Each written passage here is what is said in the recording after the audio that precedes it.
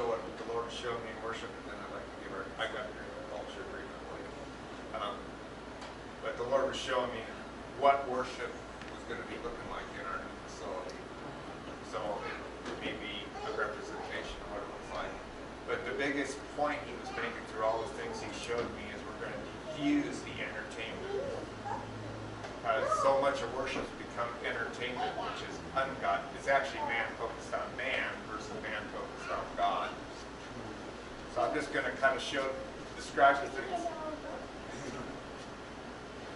You want me to speak? Oh, okay. So the first thing he showed me like and it kind of like an evolving thing, so I'm just going to take you through the things he showed me. But in the center of the room was the worship team, because I keep wondering what this thing looks like. And on the walls, it was like he was showing me things, but yet I couldn't really see what they were, so I kind of knew it was just that things were going to be, let's say, on the walls. And even as that progressed, I seen like, let's say this wall we have the words, this wall we have some type of video that goes with the music. Maybe on this wall we have a painter that's painting and we project it on the wall so everybody can see it versus just one person, right? But anyway, all this stuff's going on all around the perimeter. So that outer perimeter is open, but that's also diffusing the entertainment aspect where God can actually just be individualizing that kind of thing.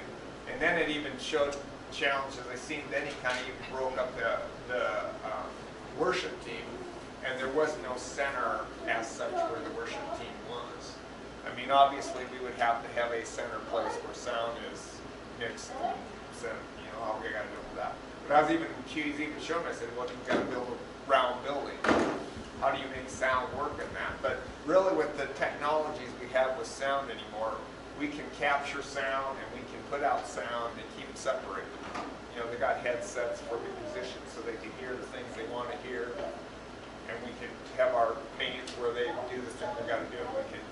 Whatever we need to do, we know there's the technologies out there to do it. So I actually seen like the musicians actually being individualized in certain places, however that worked. If they were sitting with what they needed around them, or the drummer had it in the corner, or wherever it would be, it was like they were all separated from each other, but we could give them the sound through equipment for what they had in here to stay in the sync that they needed to do. And I've seen that in dreams, where it was just a room full of people, but the musicians were scattered throughout. They're not individually set apart together. You know what's neat about that, them being scattered out, because what do, you guys? When we go to worship, we are facing the worship team. Yes.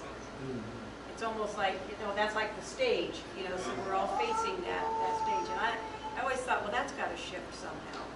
Yeah. So I like that. Actually, what I seen even in this is that's why the musicians haven't been allowed to come, because he didn't want to set something up that had to be broken.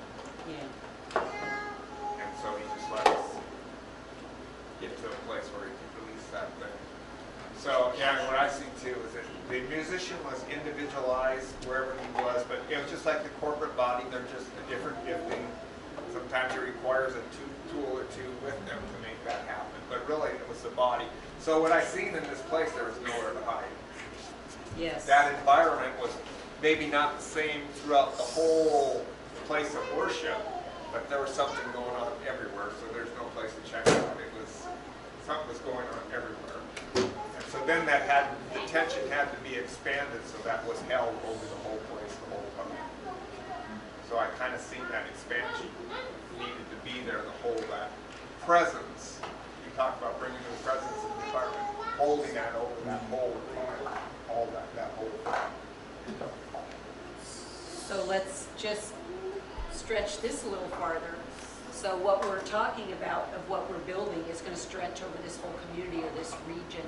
So we've got to be able to hold the tension as this kingdom center holds all of life for this whole community and beyond. Because what we do in the worship setting is just the picture of what's the bigger kingdom dynamic. So, yeah. So you said the tension must increase, and I didn't finish writing. Tension increases, so we just hold the dynamic. Hold the tension over that whole space. So there isn't a place to get out of that presence. Or there isn't a place where the presence isn't. No, yeah. It's evenly distributed, via, proportion to how God would do that. But there isn't a place like now, we go, what do we, the point he was showing me is like, we go to the front to worship because that's where the presence is most intense. And this dynamic is just Right, everywhere. it's all, Yeah, it's uniform. There is actually a model which was given to us some time ago at one of the AFA meetings in Des Moines, I believe. I don't know who it was, but he said, right now we really have a Greek model with an amphitheater and there's something in the middle and everybody's focused on there. But really in the temple in Jerusalem, there were things going on everywhere, and all these little niches and all these side rooms, there was teaching, there was worship and so on. It was a spread out activity. Everywhere God was moving. It wasn't just focused on one performer in the middle. Yeah, the drama of God is His majesty, and that means He's moving on everybody. That's why we so like to go up to Des Moines to watch the stuff. I mean, we can watch online, but you miss that dynamic of the river flowing throughout the room and God touching everybody. And that is just, that's what makes that such a phenomenal thing, where you say you just have to be there because God is in the place. And He opens your eyes and He opens your ears to see and to hear certain dynamics that you need that are going on in that room so that you're edified. So it's much more. It's all of your senses being open to God instead of just your ears or your eyes. So we're really opening up an ancient way, an ancient path. Yeah. Yeah. And again, it was lost. Once the Greek theater came in, that whole thing of parading through the streets or whatever to worship, that was all lost because it all came into that where everybody just sits and watches a few do the ritual.